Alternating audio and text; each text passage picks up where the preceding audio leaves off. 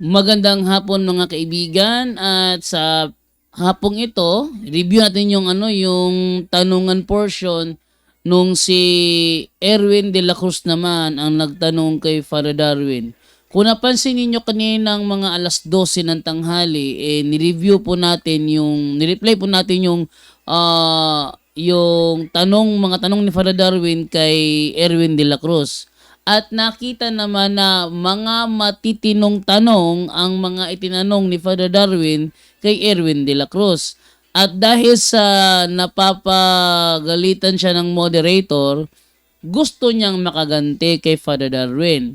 At sa oras na ito, ating ipapakita ang estilo ng paghihiganti ni Erwin de la Cruz kay Father Darwin, kung saan ang mga tanong niya puro fallacy of argument from silence. Sabi niya, nahihirapan daw si Father Darwin. Kahit sino, basta ang mga tanong ay mga fallacious question, talaga mahihirapan ka dyan.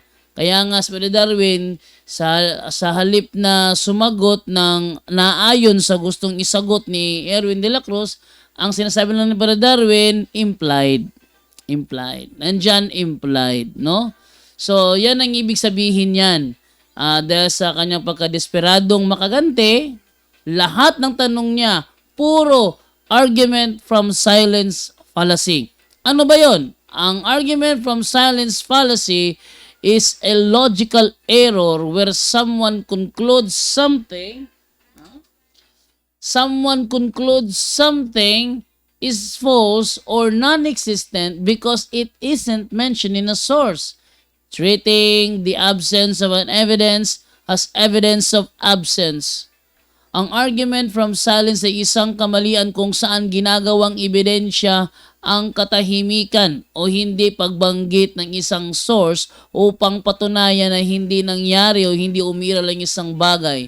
Ito yung mga katanungan na hinahanap ang letra por letra, kung saan hinihingi ang eksaktong salita. Si Father Darwin doon sa kanyang mga pagtatanong kay Erwin de la Cruz, never ko narinig sinabi niya, meron ka ba dyang letra por letra?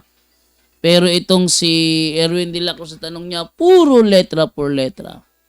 Ayaw nang unawain ng talata kasi puro letra por letra. Hindi gaya sa ginagawa ni Erwin, inuunawa daw niya pero based naman sa kanyang unawa at hindi naman sa talagang sentido. Gaya na lang halimbawa, yung mga talatang nakalagay na faith, ginagawa niyang faith alone. Hindi naman 'yun Hindi naman 'yun faith alone, pero nakabasa lang ng faith, kinonklud na kaagad na 'yun ay faith alone. Ang tawag naman doon, fallacy of presumption. Wala ka napapatunayan, ini-insist mo na. Pag yan tinanong mo, loaded question. Kaya ate pong i-review yung mga tanong naman ni Erwin de la Cruz kay Father Darwin, kung saan desperado na siyang makaganti kaya gumamit ng fallacy of argument from silence. Meron kang 30 minutes na question, bro. Pag nag-start ka ng magsalita, 25 minutes po. 25 30 minutes. po. 30 po, Father. Kanina po, 30. Parang Oh, yun yung 22 ba na? intonation. Yun Ako, yung 30 po kinler kanina. niya Sige, kanina sige. pa, Father Darwin. Sige, Sige. 30 minutes. Start na po ba? Sabihin niyo po, Mr. Moderator, pag start na, mag-time din ako. Sige, bro. Pag nag-start ka, mag-start na yung time. Okay po, sige po. Thank you po, Father, sa inyong presentation. No? So, ang una ko pong tanong, no? Kasi sinabi niyo sa akin, no, ang sabi niyo po, inamin ko na wala sa Biblia yung once saved, always saved. Ang sabi ko po, title po yun ng doktrina. Ngayon, ang tanong ko po, kailangan po ba mabasa yung title ng doktrina letra por letra sa Biblia bago maging totoo? Yes or no? Hindi kailangan. And then yun po yung majority na position ninyo, no? Bible alone, di ba? So hindi sa amin 'yan, sa inyo po 'yan. So hindi niyo 'yan magagamit sa amin dahil Bible, hindi kami Bible alone . Bible, tradition, and magisterium po. Dapat mababasa ito dahil Bible alone kayo . Sunod na Okay po. tanong, kapatid. Salamat po, Father. So, dito naman po sa Matthew 7:21 to 23, is it Yung po bang sinasabi nyo dito na sumasampalataya, which is mga false prophets kanyo, sumasampalataya. Kilala po ba sila ng Panginoon nung sila ay sumampalataya o hindi? Ano po sa dalawa? Ang yung tanong mo kapatid ay hindi nababatay sa diskusyon natin. Ang diskusyon natin is faith alone. Question po, Mr. Moderator. Hindi Okay. faith alone at Okay. once saved always saved. Alright. Question po. So, Teka lang, kilala ba sila? Father Darwin, Sige. may objection po yung ating Stop the time po, no? kaibigan. Naka-stop na time po. Okay. Salamat So, po, Mr. Moderator. anong objection? Sige. Kasi po, Paliwan. kinocross-examine ko po yung talatang binigay niya. Siya naman po ang nagbigay nun nung Matthew 7:21 to 23. Siya po ang nagbigay nun sa presentation niya, kaya kinocross ko po siya doon. Yun po ang objection. Okay. Di, May nag-focus siya counter sa- ka ba? Counter ako, Mr. Moderator. Nag-focus siya kay Kristo eh. Hindi naman si Kristo yung topic natin ngayon. Ang topic natin, tayong mga nanampalataya kay Kristo. So, sa Mateo chapter 7, verse 21, nanampalataya ito kay Kristo. Okay. Gets ko na. So, para sa akin, bro, kasi yung nilatag niyang topic, bro, nasa topic yung nilatag niya. Ang problema, bro, yung tanong mo wala sa topic eh. So, talagang pinapatupad ko rito ang rules dito. Out of topic is not accepted, bro. Next question, bro. Mr. Moderator, sabi niyo po, at klaruin ko lang po yung sinabi niyo, no? Sabi niyo po, nasa topic yung sinabi Nilatag niya, niya. pero yung tanong ko, Tanong- wala sa topic, Opo. tinatanong ko po yung talatang binasa niya na ginamit niya eh. Kasi faith po yung tinatanong niyo po. Napunta po tayo sa faith alone. So, Sige faith na po yung ginamit niyo Sige, po. sige na po, next question na Okay, lang so po. next question po tayo. Salamat po, Mr. Moderator. Okay. So, tatanungin ko na lang po uli, no? Okay. Ito po bang Matthew 7:21? Okay? Sabi niyo po, ito ay sumasampalataya. Nasaan po doon, letra por letra, na sinabing sila ay sumasampalataya? Meron po ba doon letra por letrang sila ay sumasampalataya? Meron o wala? Mateo chapter... una-una, implied na po yun. Dahil gumawa sila ng Question, Mr. milagro. Ay, sorry. Okay. Implied, yes, implied. Sorry po. Magbabasa tayo ng Biblia, Objection, hindi objection, natin objection, intindihin. sorry. Teka lang. May objection lang, Father. Objection po. Ano objection Mr. mo, bro? Moderator, kasi naguguluhan ako sa rules. Kasi po, categorical yung aking tanong. Oh, yeah. Okay. Dapat po, di ba, sagutin niya ng Okay, categorical? sige. Tama po ba? Guess ko na. Okay, guess ko. Guess ko, bro. Okay. Opo. So, ganun talaga, Father Darwin, ang rules natin na tinanggap nyo. Sumagot muna kayo ng categorical, tapos po, bago magpaliwanag. So, pakiulit yung tanong, Naka-stop Brother time po, no, Erwin. Mr. Moderator? Para naka-stop naman eh. Okay po. Pakiulit yung tanong para makuha ni Father Darwin kung alin doon yung categorical question. Pakiulit, bro, at Apo, sasagutin salamat ni po, Father Mr. Darwin ng Moderator, sa categorical argument po. first and then paliwanag. Sige, pakiulit, Okay, bro. categorical po. Meron po bang mababasa doon letra por letra na yung mga nagsasabi ng Lord, Lord ay may pananampalataya? Meron po bang letra por letra doon o wala? Ano po doon sa dalawa? Litra por litra yun. Tumatawag nga ng Lord. Yes, meron. Yung Lord, Lord. Kapag wala ka pa matatatawag ka pa ng Lord. Di ba? Gagawa pa sila ng milagro. Nagpalaya sa... Kung hindi sila nanampalataya ni Kristo, hindi sila tumatawag. Yung tanong mo ay hindi naaayon sa ano eh. Dahil sa Matthew 7, malinaw naman, kahit pipikit ka man, may pananampalataya sila.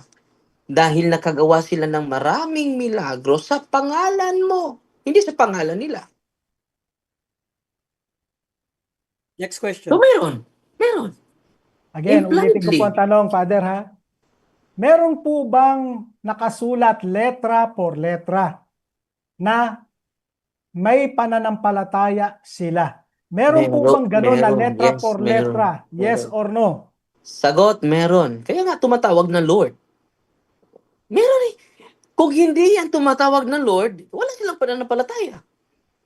At inamin mo kanina na hindi mababasa na wala silang pananampalataya. Therefore, meron silang pananampalataya. Dito tumatawag sila ng Lord, Lord. At yan ang patutuo na itong faith alone mo ay hindi talaga totoo. Dahil may pananampalataya sila eh. Lord, Lord. Paano sila ma-disprove mo na walang pananampalataya? Tumawag nga ng Lord, Lord. Sino maniwala sa iyo niyan? Sa Matthew 7:21, may pananampalataya siya. tatawag ba sila ng Lord, Lord without faith? Hindi siguro. Hindi naman sila nagpalayas ng demonyo sa pangalan nila eh. Sa pangalan mo. Nag-proclaim kami sa pangalan mo. Paano mo masasabi na wala silang pananampalataya? Kung sasabihin mo na wala silang pananampalataya, Next opposite question. po yan Next sa Okay. question. Dito naman po implied. ako sa James 2:24, Father, no? Kasi sabi niyo po ito ay justification, no, in the sight of God. Okay? Yun po ang inyong dinadrive dito. Ayaw niyo pumayag na ito po ay justification in the sight of men, kundi sa inyo, justification in the sight of God. Ang tanong ko po ito, no? Kapag ka po ba nawawala, no, nagkakasala ang Roman Catholic, yung po bang justification niya ay nawawala din? Yes or no? Yes, nawawala. Yung nag-defile na siya sa kasalanan. Kaya nga, may repentance eh. Sabi ni Kristo, believe and repent. Hindi lang puro believe. May repentance eh. Ang tunay na repentance, dapat mag-avoid ka na sa occasion of sin. Kaya nga may repentance eh. Hindi lang puro believe. Sabi ni Kristo, believe and repent all your sins. Kaya nga itong James chapter 2:24 mo, ito ang sagot.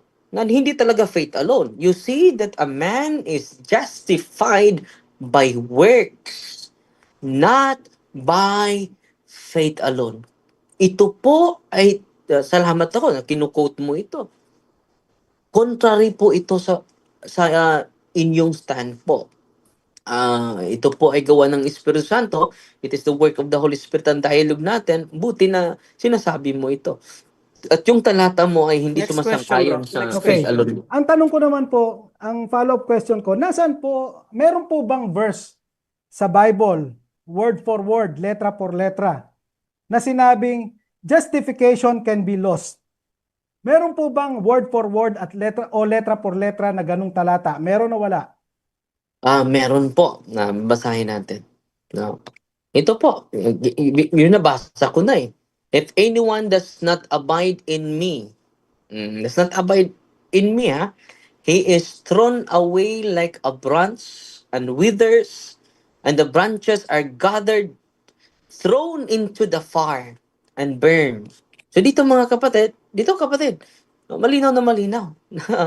Kapag hindi ka mag-abide sa Panginoon, you will be cut off from Him. And cut off from Him is a cut off from grace. Sunod na tanong. So, aaminin niyo po na yan po ay interpretation, hindi po letra por letra na justification can be lost. Yan po ay interpretation at hindi po letra por letra na justification can be lost. Yes or no? May talata tayo. Roman chapter. Objection. Yes. Yes po, biblical po yung sagot ko. No. Roman Mr. chapter Moderator, 11 Teka lang, verse. teka lang. May objection, bro. Pause the time. Opo, Anong objection mo, bro? yung nga po, yes or no, interpretation po ba yan? Yes or no? Yun po ang Okay. ang tanong. May counter ka ba, Father Darwin, o sasagutin mo na diretso? Sasagutin natin. No? Sige. Categorical muna, yes or no, then paliwanag ka, Father. May 1 minute ka. Kung makat ka, no, mapatuloy pa ba yung grasya? Hindi na. You are cut off eh. No? At anong sabi ni Kristo? If anyone does not abide in me, he is thrown away like a branch and withers. And the branches are gathered, thrown into the fire and burned. And then pangalawang talata. Cut off nga eh. Hindi nawala. Kung makat na yung branch mo, mabubuhay ka pa ba? Hindi na. So na-lost na. Yan po. Impliedly, kapatid.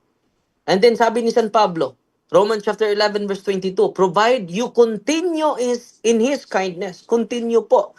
Otherwise, you too will be cut off. Yan po, implied na implied yan. No, ang pagbabasa natin sa Biblia, implied. Paano ka magpatuloy kung naputol ka na? Next question. Ano ka magpatuloy na Okay, justification? question po. Pinutol ka na. Next question. Diba? Dito po sa James 2:19, okay, yung sabi niyo po, demons believe, no? At maliligtas din sila. Ang sabi po kasi ng talata, you believe that God is one. Okay, you do well. Even the demons believe. All right. Yung po bang pagkaligtas ng isang tao, ang dapat nilang sampalatayanan o paniwalaan ay God is one o Christ died for their sins? Ano po dun sa dalawa? Ang doktrina nyo, faith alone. Objection. Okay. Objection, Pareho bro. sa dalawa, faith alone. Kung naniwala ka sa Diyos, Teka lang, Father. May objection. Pakinggan mo natin yung Ang objection. objection ko po, Father, Mr. Moderator, alin po sa dalawa ang dapat paniwalaan para maligtas ang tao?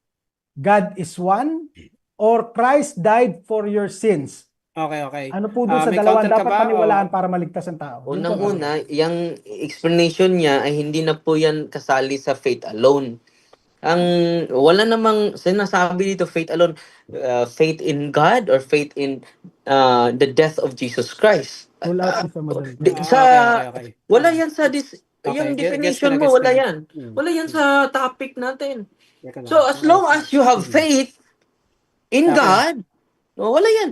Yung definition Okay. mo wala sa topic eh. Dapat i-specify mo yung topic mo. Okay. Post the time naman, no, bilang moderator sa pag-aayos ng debating ito. Ganun talaga, bro. Pagka talaga wala sa topic, bro, pinapatupad natin ang rules natin dito, bro. Focus tayo sa topic kasi ang topic na binigay nyo na sabi nyo ako yung mag-moderator ay yung once saved is always saved. So, next question, bro. Ayun po ang rule out nyo. Hindi nyo Apo. sila pinapili ng categorical. Okay. Hindi kasi yung objection mo sa kanya, yung tanong mo rin. Hindi ka Sige, nag-objection dun sa categorical, bro. Okay, sige po. Okay. Okay. Kasi nag-objection ka dun sa tanong mo eh. Okay. Sige po. Next question na lang po question. ako kung yan ang rule out niya, Mr. Oh, Moderator. kasi Bilang may paggamit counter sa inyo. siya na out of topic ka. Okay po. Alright, Sige so po. next po. Sige po. Tatanggapin ko na yung counter niya. Okay. Okay. Next question ko po, Father. Ginamit niyo po yung Matthew 25 para sabihin nyo, para patunayan nyo na ang salvation is cooperation between God and man.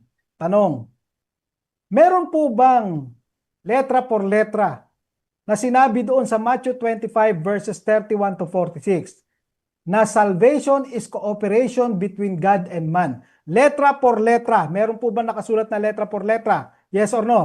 Objection, Mr. Moderator. Okay. Pause the time. Objection, brother. Objection. Yung ano natin, hindi po puro litra por litra, di ba? So, yung ano niya, yung topic niya ay hindi mabasa litra por litra.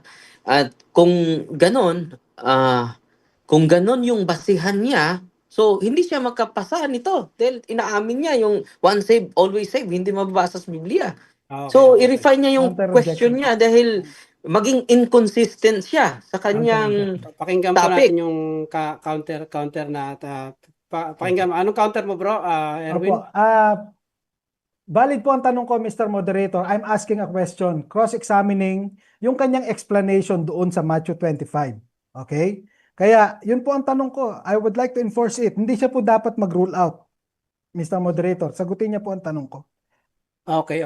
So, dahil ako nagpapatupad lamang tayo ng batas dito, no, yung kung rules na inagrihan nyo na ang moderator lamang, number 10, respect the admin and moderators is always final. So, hindi po kayo pwedeng magsabi kung valid or invalid yung tanong nyo. So, pinapatupad ko lang po dahil binasa ko naman to bago kayo mag-start, no, nakalagay dito, moderator is always final. So, the final, para sa akin, paki-rephrase o pakiulit yung tanong kasi parang Stop naman po, no? nagre-redundant lang, parang nagre-redundant lang. Thank you So, po, Mr. Moderator. Okay.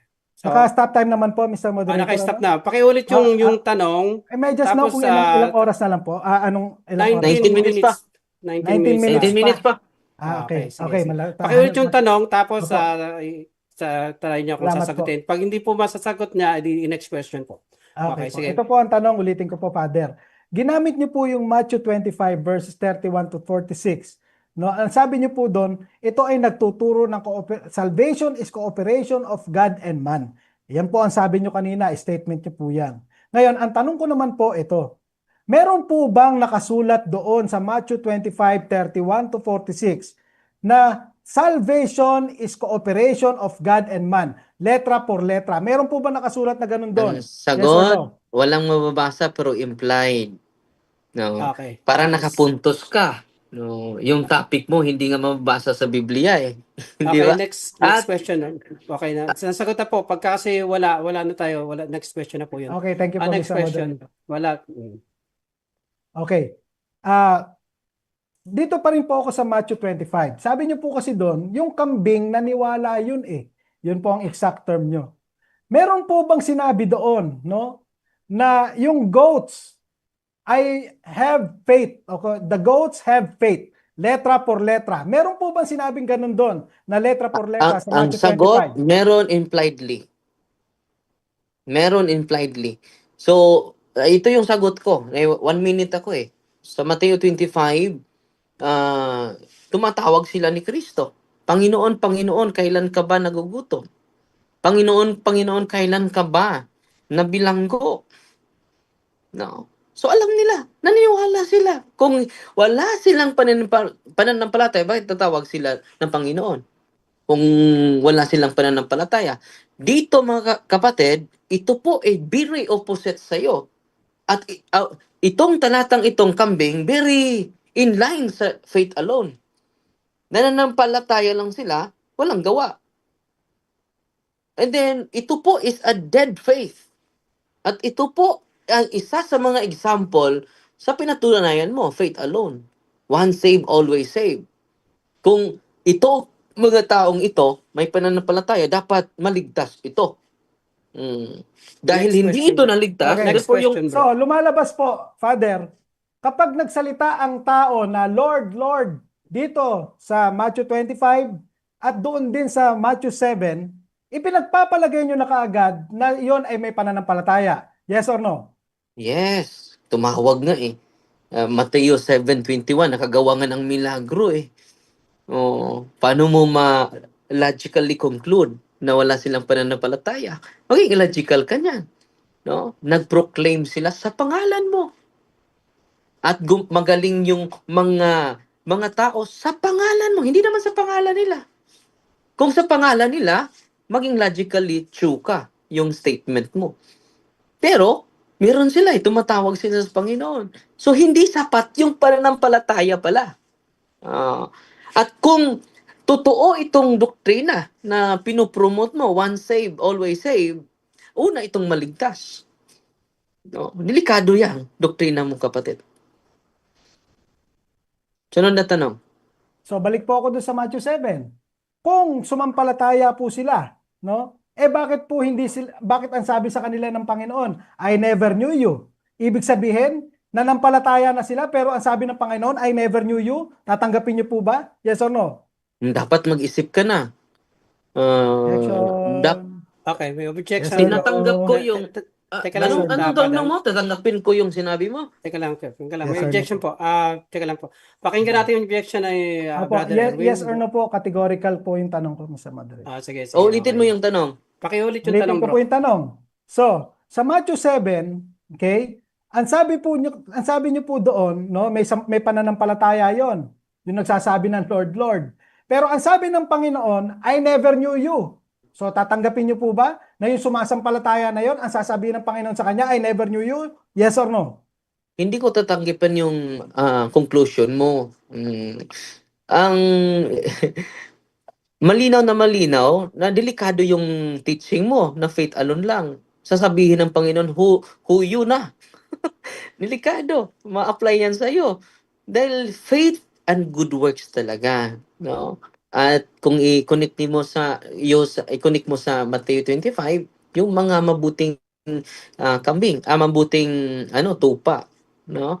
Gumawa talaga naniwala at yung paniniwala nila ay pinakita nila sa gawa. Yung sa'yo ay hindi mo, no cooperation eh. Walang gawa eh. Delikado. Magkapareho kayo sa Mateo 7:21, bro. Okay. Sunod na So, tanong. next question po. Romans 8:1, sabi niyo po, no? No condemnation kung, no, magpapatuloy tayo hanggang huli. Tanong, Yes. meron po bang nakasulat doon sa Romans 8:1 letra por letra na sinabing no condemnation if you endure to the end? Meron po bang nakasulat na letra por letra na ganun sa Romans 8:1? Meron o wala? I-continue mo sa 2. Objection. Oh, Okay. May objection. Bible Okay. tayo, bro. Teka lang, Objection, Father. Mr. Moderator. Teka lang, Father. May objection Hindi muna isang siya. talata lang yung Bible. May counter ka klase naman to, mamaya, Father. kapatid? Okay. Pakinggan isang muna natin talata objection mo. Ah. Objection, Brother Erwin. Salamat po, Bro, Mr. Moderator. Naka-time stop naman po, no? time stop 15 minutes. Apo. Ang tanong ko po kay Father, doon po ba sa Romans 8:1? Kasi ang sabi niya po, there is now no condemnation kung magpapatuloy tayo hanggang huli. End quote. Yun po ang sabi niya. Ang tanong ko naman po ngayon, meron po bang nakasulat doon sa Romans 8:1 na kung magpatuloy tayo hanggang sa huli? Letra por letra, meron o wala? Objection, Okay, Mr. Moderator. Counter objection Parang sige. ang dialogue namin isang talata lang. No, bakit gagapusin tayo sa isang talata lang? So ang sagot ko sa tanong niya, sa Roma 8:1, i-connect natin sa Matthew chapter 24 verse 13. Father Darwin kasi nagka-counter ka lang, hindi ka pa sumasagot. So ang counter mo dahil ganun buong talaga. Bible yung reference natin, hindi lang isang okay. talata. Categorical po So, muna. Kung hindi teka siya makasagot ng categorical, teka lang ako lang, exception po. moderators muna. Para sa pag-aayos ng debating ito, no, dahil ako ng moderator, ganun kasi talaga ang rules natin na Father Darwin, pinatutupad ko lang yung rules dito na sagot ka muna ng categorical, tapos paliwanag ka. Sige, Father Darwin, meron kang 10 minutes. Yes 10 or minutes? meron mababasa daw, meron o wala. So pagka So, wala, okay. I-connect natin sa 2. Mababasa natin sa 2. So may po, mababasa, sa okay, mababasa. Paliwanag ka, may mababasa. May mababasa. Paliwanag, 1 minute, okay. Itong Sige. kapatid natin, isang talata lang. No? Out of context yan, kapatid. Magbago ka sa sarili mo, kapatid. Roma 8:1, no condemnation, but if we continue, sabi dito sa 2, for the law of the Spirit of life set free in Christ. Sa to, for if you live according to the flesh, you will die. Malinaw na malinaw. Dapat pa-continue tayo. Kung hindi tayo mag-continue, mag-endure, ano sabi? Mamamatay tayo. At sabi ni Kristo mismo sa Matthew chapter 24 verse 13, ang hindi magpatuloy hanggang sa huli ay hindi maligtas. So, ang pagdialog natin nito, hindi lang talata, ang dami mong talata eh. So, free ka naman sasagot, no? So, kita nyo yung taktika ng ating kapatid. Gagapusin ka sa isang talata. Ang Next question. salita ng Diyos Next ay question. buong Next Biblia, Father, hindi isang so talata. inaamin niyo po na walang nakasulat dito sa Romans 8:1, kahit na sa Romans 8:2, kahit na sa Romans 8:3, na kung magpatuloy tayo hanggang sa huli, letra por letra, wala pong nakasulat na ganun sa tatlong verses na yon. Aaminin niyo po ba? Yes or no? Hindi po ako aamin dyan dahil ang pagpatunay natin hindi lang isang talata. So, kinukunik ko yan sa Matthew chapter 24 verse 13. Kita nyo mga kapatid, yung ating kapatid ay mag-present lang ng isang talata. Pag-study natin is buong Biblia, hindi lang isang talata. Maging kukuha lang tayo, proof texting tawag niyan, accommodated sense yan. So, i-connect natin, dami mong talata eh. So, Mateo chapter 23 verse 13, dapat magpatuloy tayo hanggang sa huli. Si Kristo na nagsabi niyon. No? Dapat magpatuloy tayo hanggang sa huli. Kapag hindi ka magpatuloy hanggang sa huli, hindi ka maliligtas. Opposite po yan sa once saved, always saved. Sunod na tanong. Huwag mo akong kapusin ng isang talata. Ang dami mong talata. Okay, next question po. Dito po sa Revelation 7:21-7, okay? Yung po bang mga tinutukoy dito, no? Na mga gumawa ng mga kasalanan. Ito po mga sexual, immoral, sorcerers, liars na binanggit nyo. No? Ito po ba ay may pananampalataya o walang pananampalataya? Alin po dun sa dalawa? Meron. Alam mo, yung mga nag-surrender sa akin, mga mangkukulam, may pananampalataya sila. Tumawa ka dyan. may pananampalataya sila. Pumupunta nga sa atin eh. Ah, may pa naman, nagpabautispo nga eh. No? So, but nothing unclean shall enter. Ginagamit ko yon dahil tinanong kita na maligtas ba kapag meron tayong kasalanan. Dito po, kailangan ma-purify muna tayo bago tayo makapasok doon. No unclean can enter heaven. So, paano yan? Ina-admit mo na magkasala pa tayo, di ba? So, paano ka maka-enter doon? No one can enter who is unclean. So, opposite na naman yan sa once saved, always saved. So, makikita natin yung doktrina ninyo kapatid is unbiblical. Next question, bro. Next question. Okay, ang binanggit niyo pong talata ay verse 27, ngayon, yung 21, Revelation 21, verse 27. Ito po nakasulat.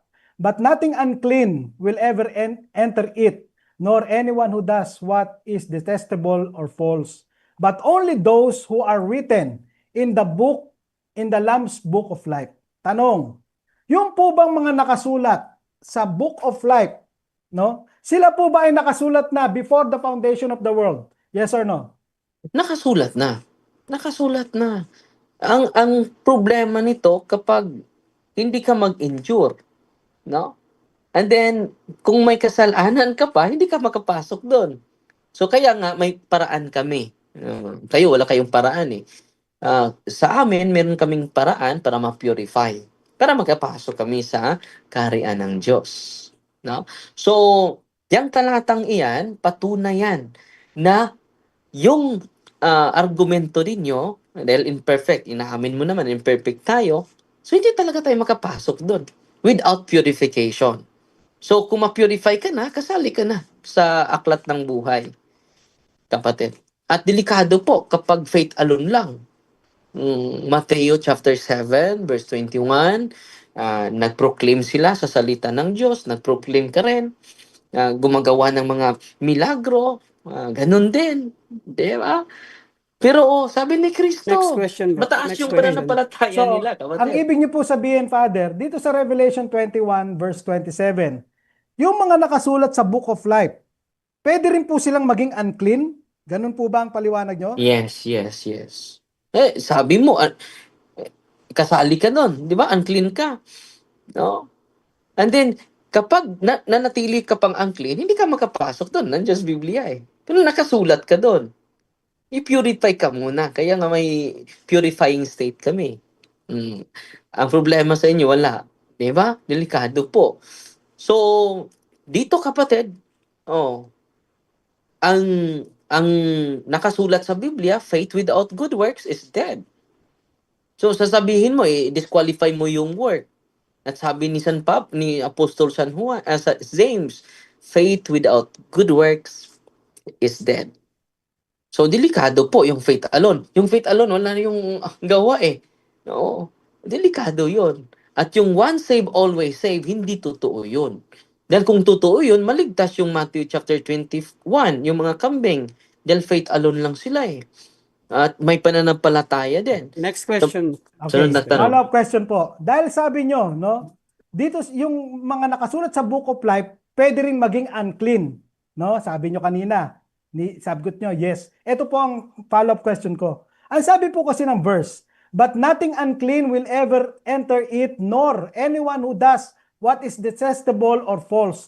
But, yun po ang word, but, only those who are written in the Lamb's book of life. So, malinaw ang talata, nagkaroon ng separation, mutually exclusive yung dalawa. Yung unclean ay hindi nakasulat sa book of life. Tatanggapin niyo po ba na nagkamali kayo kanina by virtue of the clear revelation of the passage? Tatanggapin niyo po ba na nagkamali kayo na yung nakasulat sa book of life pwedeng maging unclean? Nagkamali kayo doon. Aminin niyo po ba? Yes or no?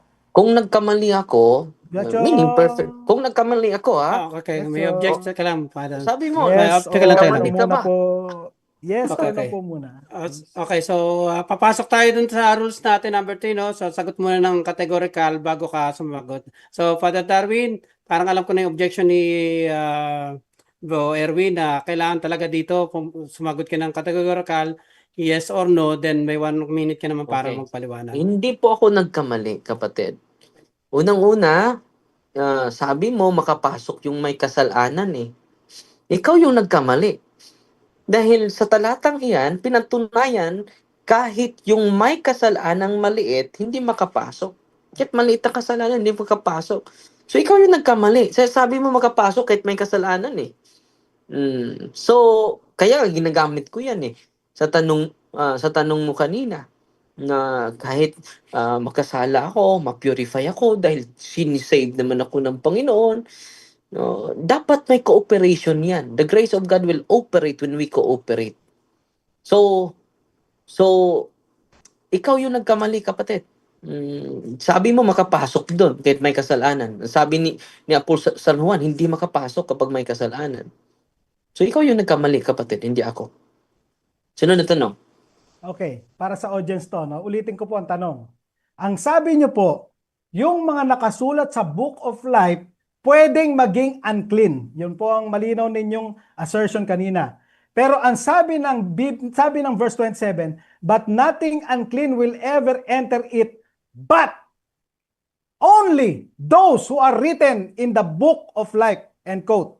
So meaning to say, yung mga unclean ay inihihiwalay sa mga nakasulat sa Book of Life. Tatanggapin niyo po ba ngayon na talagang hiwalay yung mga unclean dito sa mga nakasulat sa Book of Life? Yes or no? Yes, nahiwalay talaga. Kaya nga, yung sabi mo kanina na makapasok yung may kasalanan, paano makapasok? Inihiwalay nga eh. Maganda yung observation mo. Ikaw na mismo ang sumasagot sa katanungan. So, paano ka makapasok kung unclean ka? Di ba po? So, kailangan perfect. Kailangan purified. At inaamin mo na hindi ka perfect. Hindi ka pa makapasok doon. At yan po ang implication mo eh. At hindi totoo na once saved, always saved. Dahil inaamin mo na hindi ka perfect. Dapat aminin mo na perfect ka. Dahil kapag aminin mo na perfect ka, makapasok ka doon. Kapag sasabihin mo, imperfect pa tayo, Father, hindi ka pa makapasok doon. Therefore, yung argumento mo na once saved, always saved, against po sa Revelation chapter 21, verse 27. Sunod na tanong. Okay, so dahil sinabi niyo po na mutually exclusive yon, inamin niyo na, hiwalay talaga yon. Therefore, yung inyong assertion kanina na yung mga nakasulat sa Book of Life ay pwedeng unclean, pwedeng maging unclean, mali po kayo talaga kanina doon sa assertion niyo na yon. Aaminin niyo po ba ngayon? Yes or no? No, dahil may purification state kami. Yan ang problema sa inyo, wala kayong purification. So kami, ang simbahan may purification na state of life. At kung mayroon pang mga unclean spirits, dadaan pa sila doon. At kayo wala. Wala kayong estado sa purification. No? Bago kami makapasok. Kahit nakalista na kami doon at via it eternam kami. No? Kaya may purgatorio kami. So makonek yan sa justification through purification state. Yan po ang tinatawag namin ng purgatory. So yung mga nasa purgatory, via it eternam yun. Papunta yun sa langit. Nakasulat na yun. Pero pinupurify pa bago makapasok sa karayaan ng Diyos. Sunod na tanong, kapatid. Alright. So, punta naman po ako Balik dito tayo sa one save, always save, bro. Opo, naka-stick po tayo. Kino-cross-examine ko po kayo sa mga sa mga verses po ninyo, Father. So dito naman po tayo sa Philippians 2:12, 13. Okay? Tanong ko, ang sabi niyo po kasi, always obey, always keeping of the 10 commandments. Ito po ang sinabi niyo. Tanong ko lang, kayo po ba ay perfect sa pagsunod ng 10 commandments? Yes or no? Mr. Moderator, outside sa Okay. topic na po ito. Objection, Mr. Moderator. Teka lang bro, teka lang. Outside sa topic. Personal Nag-object si question. Father Darwin. Anong objection na Father Darwin, pakipaliwanag? Personal question na po yun. Hindi naman ako nagpatunay na perfect ako. Okay. So, alright. So, Counter-objection may po. counter Focus tayo sa objection ka, topic, bro? bro. Focus tayo sa topic. Counter-objection po. May counter ka? Opo, yes, meron po. Okay. Kasi kino-cross-examine ko po yung kanyang statement, yung validity po nun. Importante po yun na malaman natin kung valid ba yung kanyang argumentation. Kaya kino-cross-examine ko po siya doon. Okay. Gets ko na. Okay, so ganun talaga bro, no? Dahil nag-object si dun sa rules ng out of topic, kailangan ko talagang ipatupad yun bro, no? So, pakibago na lang yung tanong bro, focus tayo sa topic bro. So, kung nag-object siya dahil out of topic, valid talaga yung objection niya bro. Out of Sige po. topic Ilang talaga minuto yung na tanong lang mo. po, Kasi Mr. ang Moderator. ang kailangan kasi magtanong ka bro dun sa topic talaga. So, Sige po. hindi ko to mapapalampas kung talagang kung hindi siya nag-object, pwede kong palabasin kasi nag-object siya sa out of Sige topic. po. Okay, next I question bro, respect your decision. pakibago. Mr. Okay. Moderator, ilang minuto pa po? 3 minutes 23 seconds. Nasa taas po yung yung Okay. time pag gusto makita. Nasa yung malapit siya sa Kasi hindi po ako nakakita din sa monitor ko. Ay, Anyway, okay, sige po. okay. Di bali po. Okay, 3 minutes pa Anyway, lang. Sige, salamat po, Mr. Moderator. Takbo Okay. naman po ako sa Matthew 24, Father. Sabi niyo po kasi dito, bakit sinabi niya na those who endure to the end? Okay, sabi niyo po, no? Ngayon, ang tanong ko po, alam niyo po ba, Father, na ang context ditong Matthew 24:13 ay tungkol sa tribulation at hindi sa salvation? Aaminin niyo po ba na ito ay tungkol sa tribulation? Yes or no? No. Sabi niya nga, he will not injure, he will not be saved. No. So malinaw na malinaw, salvation ang tinutukoy diyan. And then meron pa tayong talata, bro. Matthew chapter, hindi lang yan na talata, Matthew chapter 10 verse 22. Na ganun din ang sinasabi, no? And you will be hated by all for my names, but he who endures to the end will be saved. Hindi lang yung talatang Mateo. Yeah. Napag-aralan mo na yun, ha? Mateo 24:13. Pwede mo na maraming mga alibay sa'yo dito. Mateo chapter 10 verse 22. And you will be hated by all for my name's sake, but he who endures to the end will be saved. So it is a salvation of the soul, kapatid. At yung nasa isip mo, masave lang sa mga trials na yun nasa isip mo, will be, who will endure to the end will be saved for my name. Next So question. it is a Okay, salvation next of soul. question, Mr. Father. So, Doon po sa opposite verse po 9 ito. kasi noon sa taas, verse 9, okay? Ito po ang sabi, then they will deliver you up to tribulation and put you to death. Okay, malinaw. Letra por letra, ito po ay tungkol sa tribulation at put you to death, ito po ay physical death during tribulation. Aaminin niyo po ba talaga na ngayon, aaminin niyo na po ba ngayon na ito po ay talagang tungkol sa tribulation? Yes or no? Hindi po, hindi lang po yan. Dinagdagan ka pa ng talata eh. Matthew chapter 10 verse 22. Akala mo isa lang talata natin. And you will be hated by all for my name's sake. But he who endures to the end will be saved. So malinaw na malinaw, hindi lang yan sa tribulation, kahit sa mga persecution. Yung magpatuloy sa akin will be saved. Kaligtasan talaga. No? Hindi lang sa kaligtasan, kung ano pa, namamatay naman sila. So kaligtasan po ito, hindi po sa physical lang, kundi sa kaluluwa. So endurance po. No? So hindi ongoing. Yan yung mga talata mo eh. Sa John chapter 3, no? 5 verse 24. He who believes, it is a present participle. Ongoing nga eh. Pero kung sasabihin mo once saved, always saved, maging passive ka na, maging static ka na. Relax ka na, save naman ako Next eh. question bro. Okay, Delikado dito naman yun. po ako sa John 6:47. Ginamit niyo po yung lexicon dito ng has. Meron po bang sa lexicon ng has, ng echo, na binanggit, dapat magpatuloy, dapat pagsikapan? Meron po bang ganun letra por letrang sinabi sa strong, sa lexicon ng echo? Meron o wala? Meron po. Nandito po, the present tense, hina-highlight mo pa. The present tense signifies a current, meaning present, ongoing reality. Meaning ongoing nga eh. Sa iyo ay ongoing nga. Yan. Maraming Opposite salamat. ito sa sinabi mo. Alright, thank you very much. At Diyan po nagtatapos ang ating conclusion, ating question and answer sa second, sa negative side.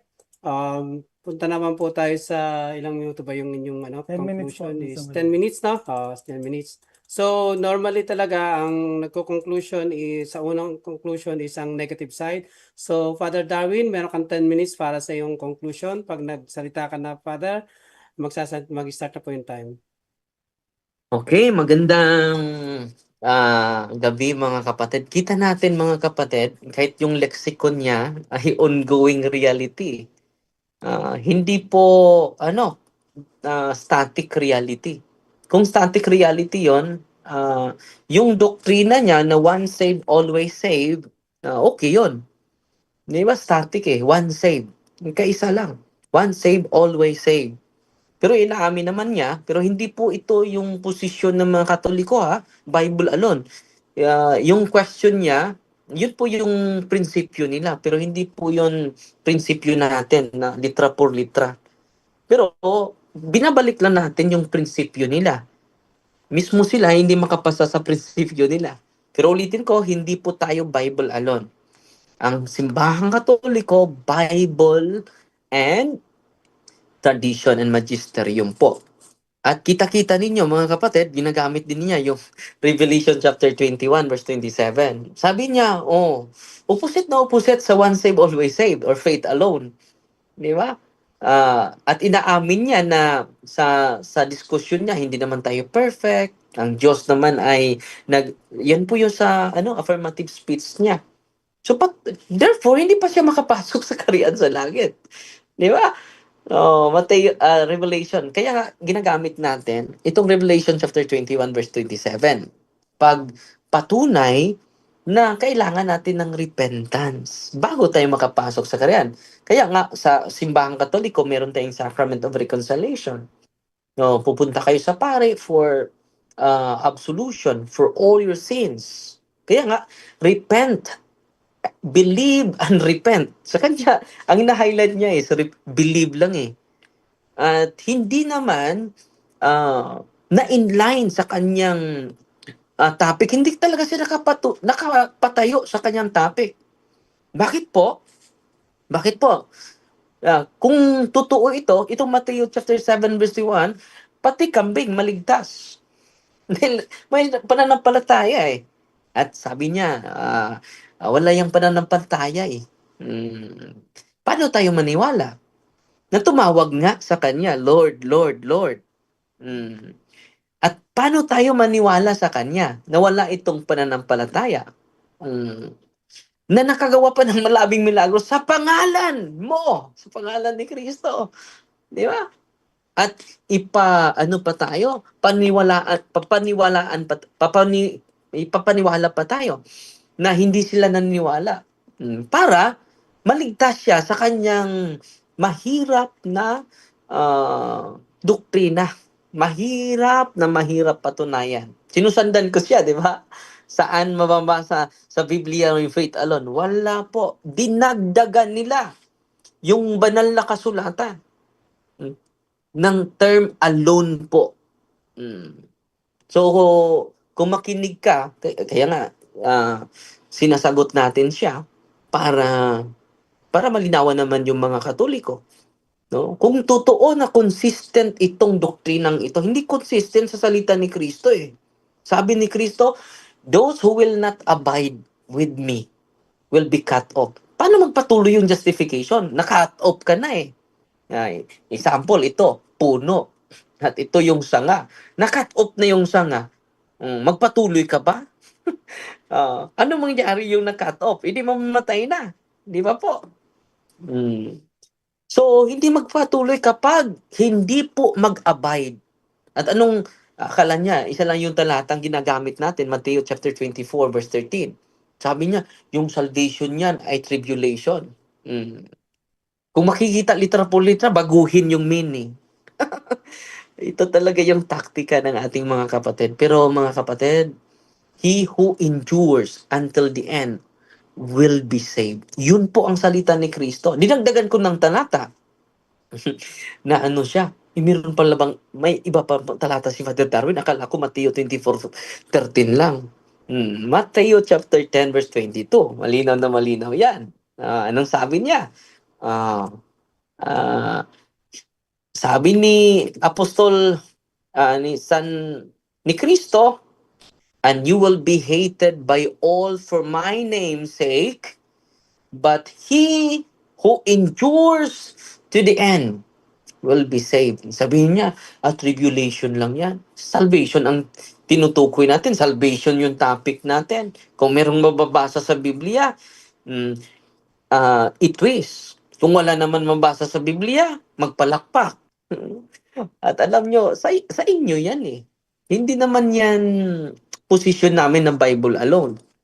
At ginagamit din niya yung ito po, no? Yung salvation natin, subjectively, future po yun, subjectively. Pero objectively po, ito po yung turo ng simbahan. Salamat, Brother Kaloy. Sa Filipos chapter 1 verse 29, sapagkat hindi lang ang pribilehiyong sumasampalataya kay Kristo ang ibinigay sa inyo, kundi ang maghirap din para sa Kanya. Meron talagang gawa, no? Hindi lang pananampalataya ang ipatuloy natin, kundi gawa. Faith without good work is dead. Dead pula tayo dyan, no? So makita natin, itong once saved, always saved is unbiblical. It is against the teaching of the apostles, mga kapatid. Kita ninyo sa last judgment, anong gagawin ni Kristo sa huling mga araw? Huhusgahan tayo sa pamagitan ng ating gawa. At dito, anong sabi ni Kristo? Matthew chapter 19 verse 27, and everyone who has left houses or brothers or sisters or father or mother or children or lands for my name's sake will receive 100-fold and will inherit eternal life. So, yung salvation, ito po, no? Our salvation is already but not yet. So, sabihin niya, hindi niya tinanong kanina naligtas ka na ba, Father? Ang sagot natin, salvation is already but not yet. Yang nangyari sa kanila, 100% na sila naligtas. Yan po, delikado po yan. Matthew chapter 10, nandito pa. But sabi ni San Pablo sa 2 Timothy, if we endure, we shall reign. We shall also reign with Him. So endurance is very important, mga kapatid. No? So ano mangyari, mga kapatid, kapag hindi tayo magpatuloy? Delikado po yan kapag hindi tayo magpatuloy. At ito yung sabi ni Apostol San Pablo. No? Take care, brothers, lest there be in any of you an evil and believing heart, leading you to fall away from the living God. So meron palang mga tao na nanampalataya pero hindi nagpatuloy. Hebrew chapter 10 verse 26. If we sin deliberately after receiving the knowledge of truth, there no longer remains a sacrifice for sins. See to it that no one fails to obtain the grace of God. So meron palang mga tao na fail to obtain the grace of God. Hebrew chapter 12 verse 15. So dito, mga kapatid, Saint Paul proclaims complete forgiveness, also warns believers against falling away. So kailangan tayo ng endurance. Yung salvation, mga kapatid, plus perseverance is necessary. No? Kung sasabihin mo na hindi ka nag-endure, delikado po yan. Dapat mag-endure tayo until the end. Kaya nga, sabi ng Council of Trent, anathema set. Kapag sasabihin natin na ito po, sa Canon 16 on justification, delikado po tayo. If anyone says that a man who is born again and justified is bound of faith to believe that he is certainly among the predestined, let him be anathema. Kung 100% maliligtas na ako. Sabi ng simbahan, anathema set. Delikado po. No? So ito yung understanding ng simbahan, mga kapatid. I am saved by Christ. I am being saved through His grace. And I hope to be saved if I persevere until the end. So importante po, mga kapatid, yung perseverance. Necessary po. Kapag walang perseverance, mga kapatid, hindi tayo maliligtas. At yan po yung stand ng simbahan. Yung one saved, always saved, and biblical po yun.